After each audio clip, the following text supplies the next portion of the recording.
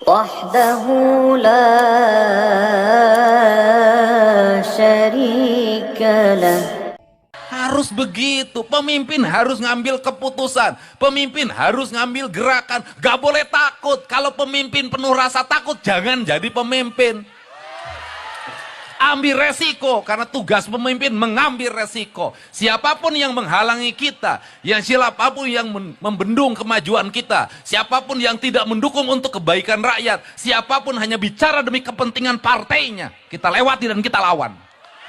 Yang saya cintai, sedikit saja ada informasi yang saya mau sampaikan, bahwa saat ini pondok pesantren Alam dan Agrokultural Markas Syariat sudah kembali aktif setelah liburan. Kemarin liburan 1 bulan.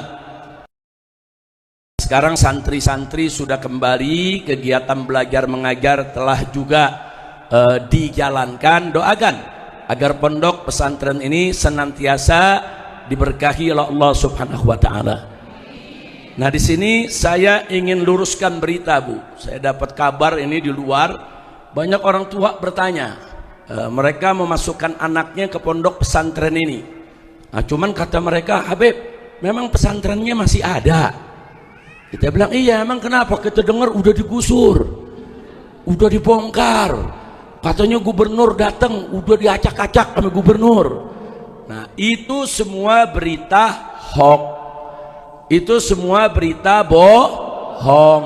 Nah, gubernur datang ke Eger, ya, ibu-ibu Mega Mendung Lemanendet tahu itu. Nah, gubernur datang kemari ngacak-ngacak pesantren, nutup pesantren, larang pesantren, bongkar pesantren. Itu berita dari buzzer, itu berita bohong, berita dusta. Jadi, nah, ibu-ibu sekarang sendiri ada di sini. Ternyata pesantren ada agak? Gurunya ada agak? Santrinya ada gak? Pesantrennya, perpustakaannya, masjidnya, pengajiannya, kok bisa ada yang bilang udah dibongkar, bubar? Nah, ini yang begini-begini jangan sampai mempengaruhi masyarakat. Maka itu di sini saya sampaikan, alhamdulillah, pondok pesantren Markas Syariat dari sejak berdiri sampai hari ini tetap berjalan seperti biasa, berjalan normal, dan tidak ada pihak manapun yang mengganggu. Nah, jadi kalau dibilang, oh pemerintah mengganggu, enggak, pemerintah juga enggak pernah mengganggu pesantren. Ya, bahwa di pesantren ini ada persoalan, yaitu persoalan lahan antara markas dengan PTPN, itu memang persoalan Mega Mendung, bukan pesantren aja. Nah, masyarakat di sini kan tanahnya katanya punya PTPN, katanya tanahnya mau diambil. Kemudian masyarakat juga bertahan, enggak, ini tanah masyarakat. Itu urusan memang sudah lama. Nah, jadi iya, kita akui diskusi tentang itu ada, pembicaraan tentang itu ada, tapi alhamdulillah selama ini diskusinya lancar, diskusinya kekeluargaan, kita sama-sama cari solusi. Enggak ada itu tentara turun, polisi turun, mau bongkar pesantren, Satpol PP turun, gubernur turun, kemudian bupati turun, pesantren mendigusur, nggak ada. Jadi di sini tidak terjadi hal sedemikian rupa. Itu semua berita bohong, itu semua fitnah. Kira-kira jelas gak, Bu? Jadi ibu-ibu pulang dari sini nanti kalau ditanya kiainya, ditanya nyainya, ditanya keluarganya, ditanya masyarakatnya, sampaikan aja, alhamdulillah kami ngaji di Markas Syariat. Di sana ada Habib, ada putri-putrinya, ada menantunya, ada keluarganya, ada guru-gurunya. Ternyata pesantren berjalan seperti biasa. Jadi memang, Bu, fitnah semacam itu, satu, untuk mengadu domba antara ulama dan umaro. Betul? Nah, jadi kita mau diadu-adu nih, supaya kita ribut. Enggak. Selama ini pihak umaro tidak pernah mengganggu kegiatan belajar mengajar. Ya, pihak umaro menanyakan surat tanah ini itu, ya memang ditanyakan, ya kita tunjukkan, ini loh perizinan kita, ini loh surat kita, ini loh kenapa kita bisa dapat lahan di sini, apa betul kita ngambil atau kita beli dari penggarap atau kita beli dari petani. Kalau kita beli dari petani, mana surat overgarapnya, semua kita tunjukkan. Nah, setelah semua ditunjukkan, oh iya ternyata, lalu apa sih yang belum selesai? itu sedang kita selesaikan sedikit demi sedikit. Insya Allah semua rapi, amin. Nah, doakan supaya pesantren ini semakin ke depan semakin berkah, amin. Nah, jadi ibu-ibu sekali lagi ibu, jangan percaya berita jangan percaya berita fitnah, nggak ada.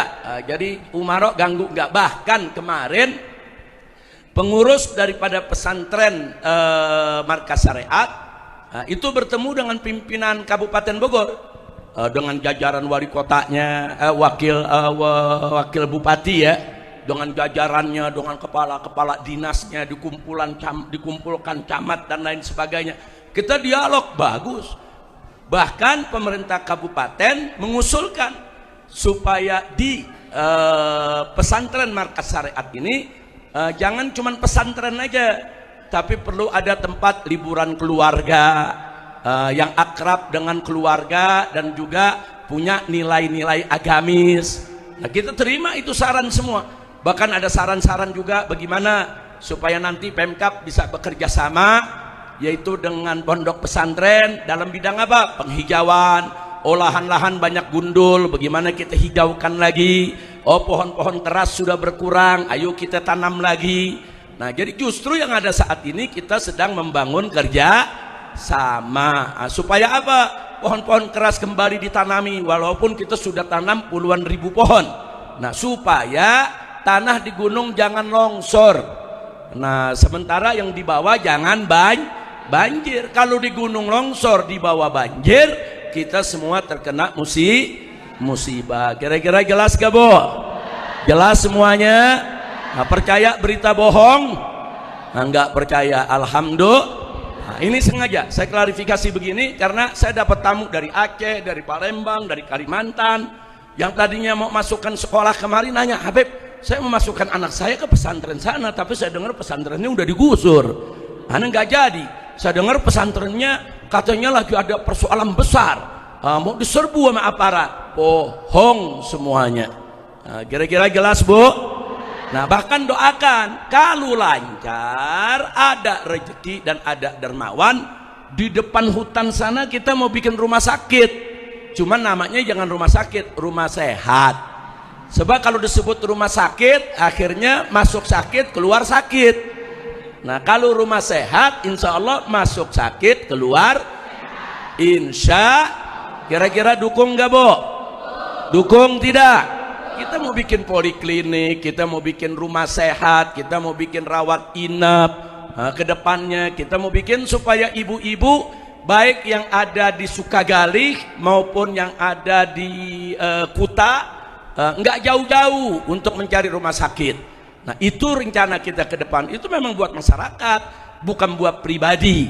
Nah, di samping itu saya kasih tahu juga seluruh lahan Markas Syariat yang luasnya ini cukup luas, puluhan hektar, ini semua diwakafkan.